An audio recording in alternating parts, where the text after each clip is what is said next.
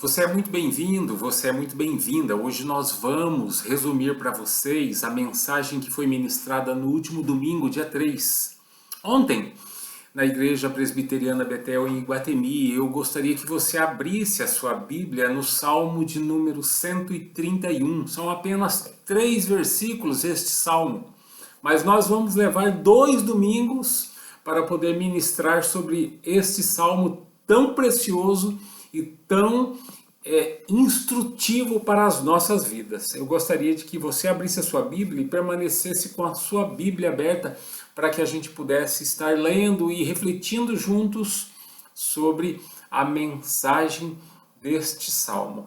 E nós vamos tratar aqui do contentamento, do fato de estarmos contentes em Cristo. Amém? Abra sua Bíblia, eu vou ler com você o Salmo de número 131, nos versículos de 1 a 3. O salmista Davi assim escreve, fazendo uma autoanálise do seu interior, do seu coração, da sua vida em relação aqui ao Senhor. E ele diz: Senhor, o meu coração não é orgulhoso e os meus olhos não são arrogantes. Não me envolvo com coisas grandiosas nem maravilhosas demais para mim. De fato, acalmei e tranquilizei a minha alma. Sou como uma criança recém-amamentada por sua mãe. A minha alma é como essa criança. Ponha a sua esperança no Senhor, ó Israel. Aqui é, ó povo de Deus, ó igreja. Você que crê no Senhor, ponha a sua esperança no Senhor, ó Israel. O Israel é uma referência aqui para a igreja atual, certo? A igreja universal, a igreja única, o corpo de Cristo. E desde quando que nós precisamos colocar a nossa esperança no Senhor? O versículo 3 assim nos informa na parte final. Desde agora e para sempre. Glória a Deus pela sua palavra. O tema da nossa mensagem hoje, e nós vamos trabalhar isso em 3 pontos, eu gostaria que você anotasse. Deus nos desafia a sermos honestos, a estarmos contentes e também a crermos na esperança futura. Se havia alguém em Israel com motivos de sobra para se orgulhar, era Davi. O 8º filho de um cidadão comum, por nome de Jessé. Davi começou trabalhando como um simples pastor de ovelha e se tornou o maior rei de Israel. Quando Deus manda o profeta Samuel ungir a Davi como rei em Israel, segundo a primeira carta de Samuel, capítulo 16, versículo 7, Deus deixa claro ao profeta Samuel, diante dos outros filhos de Jessé, que eram, a propósito, formosos, homens bonitos, homens de alta estatura, e Deus olha para o profeta Samuel e diz: Samuel, não observe as aparências, mas sim a minha leitura, Samuel, é sobre o coração, é sobre a mente. E essa é a primeira coisa que eu gostaria de afirmar aqui para você hoje. Deus vê o coração. Deus sabe o que você está pensando nesse exato momento, o que tem passado pela sua cabeça, pela sua mente, pelo seu coração. Deus sonda o nosso mais profundo íntimo. Deus, ele tudo vê, Deus, ele tudo sabe, Deus, ele tudo sente, Deus, ele tudo escuta. O homem, o ser humano, olha para as aparências. Eu acredito que seja por isso que não poucas vezes nós nos enganamos com as pessoas. Deus vê o coração. E Davi era um homem, um rapaz corajoso, talentoso e servo sincero de Deus. Apesar de, como nós, ser um homem pecador, provavelmente poderia haver no salmista orgulho e arrogância. Mas Davi, que escreveu esse salmo, escreveu mais da metade, ou quase a metade dos salmos, e o seu relacionamento com Deus muda a partir de então, a partir de comunhão, a partir de relacionamento. Se antes a atenção de Davi estava voltada para as guerras, as conquistas, o dinheiro, a política, o poder, as coisas que provavelmente pudesse considerar grandes e maravilhosas, e também pelo fato de Davi ter derrotado os inimigos de Israel, ter expandido as suas fronteiras, também pelo fato de Davi ter juntado riquezas para que Salomão, seu filho, pudesse construir o templo em Jerusalém. Pode ser que Davi tivesse orgulho no seu coração, pode ser que Davi fosse arrogante por isso. Mas Davi faz uma autoanálise, olha para dentro, reflete e diz: Senhor, o meu coração não é orgulhoso, Senhor, os meus olhos não são arrogantes. É verdade, é isso que nós precisamos fazer, uma autoanálise, olhar para dentro, refletir. Tanto é que Davi foi conceituado como um homem segundo o coração de Deus. 1 Samuel capítulo 13, versículo 14. Sabe por quê? Porque Davi se arrependia. Errava, mas se arrependia. Em um determinado momento da sua vida, um pouco mais experiente, mais maduro, ele se confessa a Deus. E esse Salmo 131 é uma preciosidade, é uma confissão. Leiamos novamente o versículo 1 e 2. Senhor, o meu coração não é orgulhoso e os meus olhos não são arrogantes. Não me envolvo com coisas grandiosas nem maravilhosas demais para mim. De fato, acalmei e tranquilizei a minha alma. Sou como uma criança recém-amamentada por sua mãe. A minha alma é como essa criança. Provavelmente o contexto desse salmo, ou seja, o momento em que Davi vivia, seja uma leitura, uma observação de alguns personagens da sua vida, ou até mesmo algumas situações que ele presenciava. Exemplo, vamos começar aqui pelo seu maior adversário, Golias. Golias era orgulhoso, Golias era arrogante. Você pode ler os textos e você vai perceber. Também a observação que Davi fez no comportamento de Saul, com quem teve um longo relacionamento, pois Saul reinou sobre Israel como um primeiro rei por 40 anos. Davi foi perseguido por Saul. Saul era orgulhoso, Saul era arrogante. E ainda nesse contexto, nesse momento, Davi provavelmente também fez a leitura comportamental de um de seus filhos, Absalão. O terceiro de seus 6 filhos. Absalão era famoso por sua beleza, seus longos cabelos. Segundo de Samuel 14, versículos de 25 a 27, tem esse relato.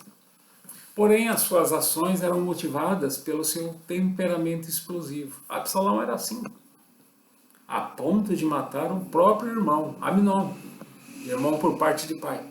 Davi constata então que Absalão era orgulhoso, arrogante, por se achar melhor que os outros, por se recusar a ouvir ao pai, por se recusar a prestar contas dos seus atos. Absalão não se arrepende, ele não se arrepende pelo fato de ter matado o irmão, ele ainda foge da presença do pai. Fica exilado por 3 anos.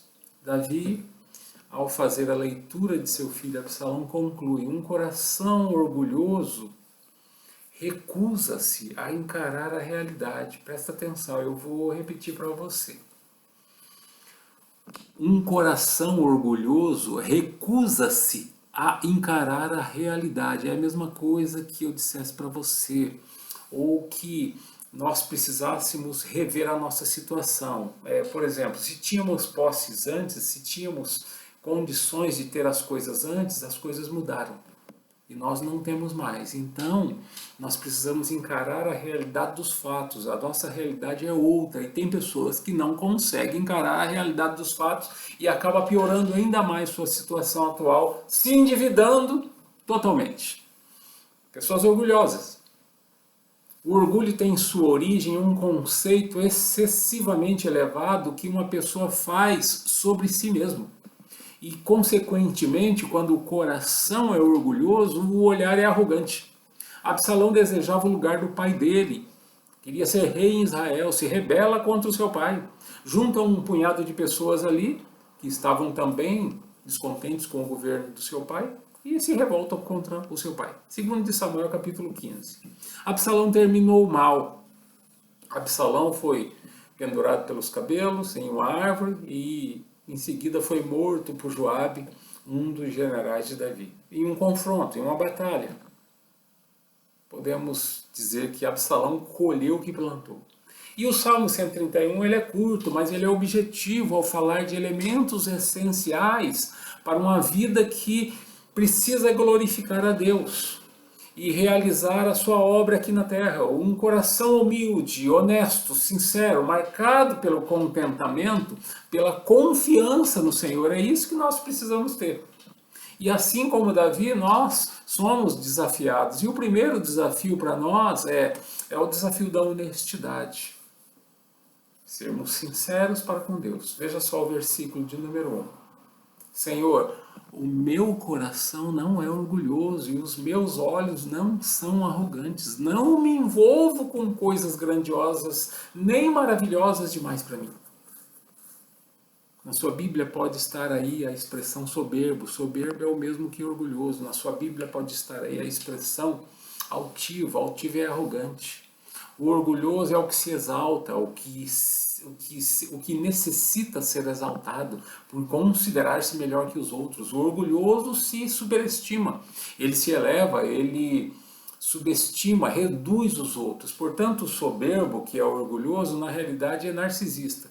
É um necessitado de autoglorificação, glória própria. Ele quer, que as pessoas reconheçam ele. Já o altivo é o arrogante, e a arrogância é uma consequência de quem é soberbo, de quem é orgulhoso. Via de regra, toda pessoa orgulhosa é arrogante. Enquanto o coração do soberbo, o orgulhoso, necessita de autoglorificação, glória própria, o olhar altivo, ou seja, o arrogante, não se dá por satisfeito com nada. Ele sempre quer mais, ele sempre deseja mais. Então a arrogância ela é consequência do orgulho. O orgulhoso não admite insatisfação e também não admite satisfação do próximo. Podemos resumir o olhar altivo, o arrogante, da seguinte forma: quando eu não estou satisfeito com o que eu tenho, eu estou descontente. E ainda me preocupo com o que os outros têm, ou que possam vir a ter. Isso vai desembocar em um estágio ainda pior, a inveja. O que eu poderia classificar como um abismo que chama abismo. O Salmo 101, versículo 5 diz assim: o que tem olhar altivo, ou seja, arrogante, e coração soberbo, orgulhoso, Deus não suporta. Provérbios capítulo 16, versículo 5 diz assim: o Senhor abomina, o Senhor detesta. Abominar é detestar. O Senhor detesta os orgulhosos de coração, sem dúvida serão punidos. Então o salmista entendeu isso num determinado momento da sua vida e o mesmo se apresenta humildemente, arrependido diante de Deus e se confessa. Acredito que seja isso um dos maiores desafios na nossa vida cristã, negar-se a si mesmo. Por isso que Jesus dizia lá em Lucas 9:23, você se lembra? Jesus dizia a todos: se alguém quiser acompanhar-me, negue-se a si mesmo, tome diariamente a sua cruz e siga-me.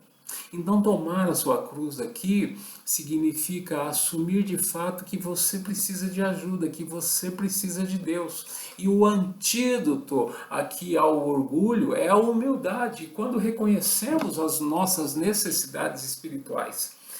Humildade é quando você reconhece que necessita de Deus, quando você reconhece que depende de Deus, quando você reconhece as suas necessidades espirituais. Quando reconhecemos que nada somos, quando passamos a reconhecer que somos totalmente dependentes de Deus. Veja só o que diz o verso 1 aí do nosso texto, do Salmo 131. A parte B, ele diz assim: não me envolvo com coisas grandiosas nem maravilhosas demais para mim. A informação para nós é: nós não devemos nos envolver com coisas grandiosas demais a fim de querer impressionar pessoas, porque via de regra, a maior parte das vezes é isso.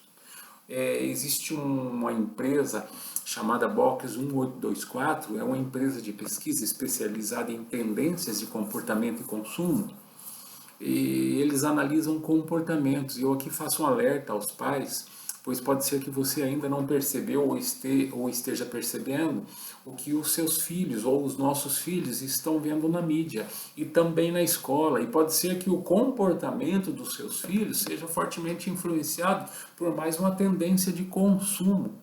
E aí eu digo para você: não entra nessa onda não. Comprar o que você não precisa com o dinheiro que você não tem para impressionar pessoas que muitas vezes você não conhece é um erro. Não faz sentido. A isso nós chamamos cartão de crédito. Cartão de crédito é isso, viu? É quando você compra o que você não precisa com dinheiro que você não tem para impressionar muitas vezes pessoas que você não conhece. Não faz sentido isso. Algumas palavras que você já deve ter ouvido ou visto estampadas em lojas, em outdoor, como hype, hype best, outfit, outlet e assim por diante. Isso significa que tem um linguajar por trás disso. Hype significa o que está na moda, o do momento, o da hora. O hype best significa pessoas que se dedicam a comprar estas marcas, esses produtos caros. Outfit é a composição de todas as peças do look, ou seja, da cabeça aos pés. Tem um vídeo e eu gostaria de que você visse esse vídeo. Eu vou colocar o link dele o link desse vídeo para vocês verem como que é que funciona o mercado de consumo. Depois eu passo isso para vocês.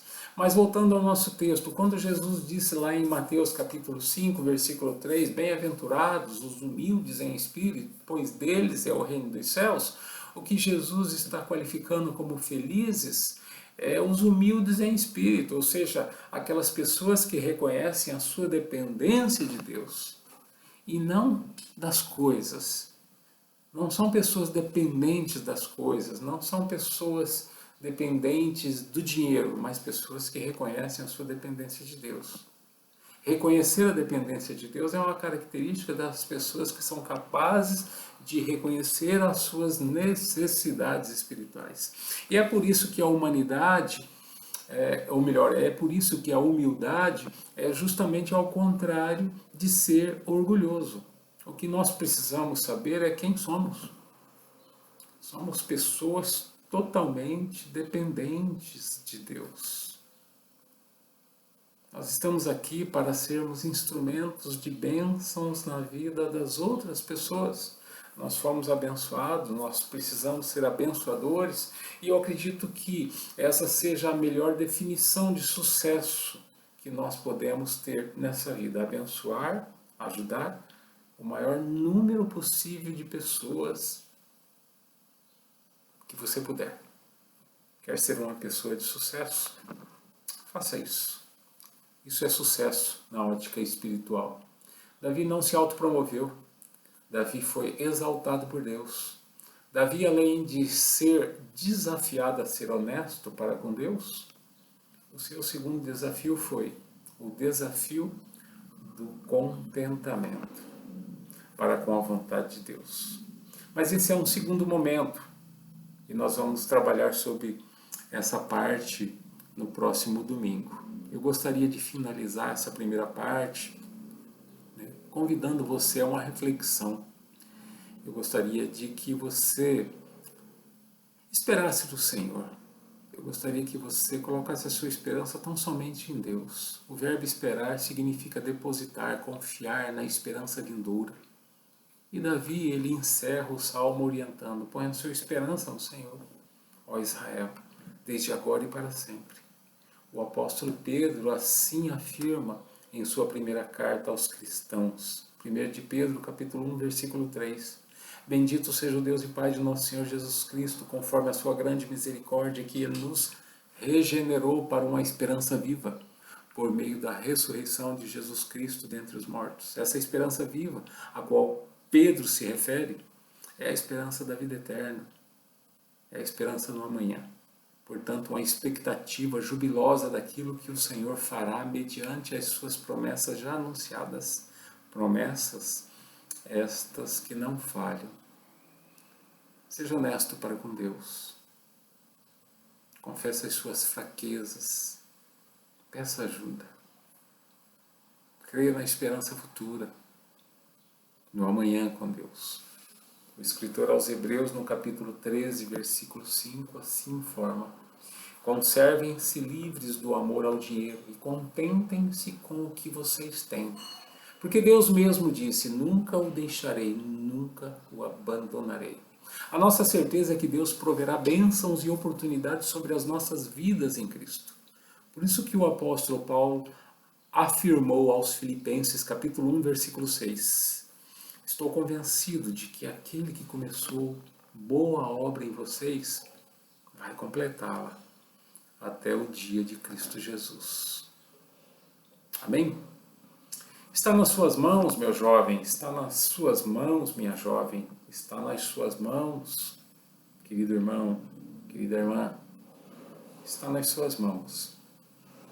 Que Deus nos ajude, que Deus tenha misericórdia de nós, que Deus nos dê sabedoria, que Deus nos dê o discernimento necessário que nós precisamos.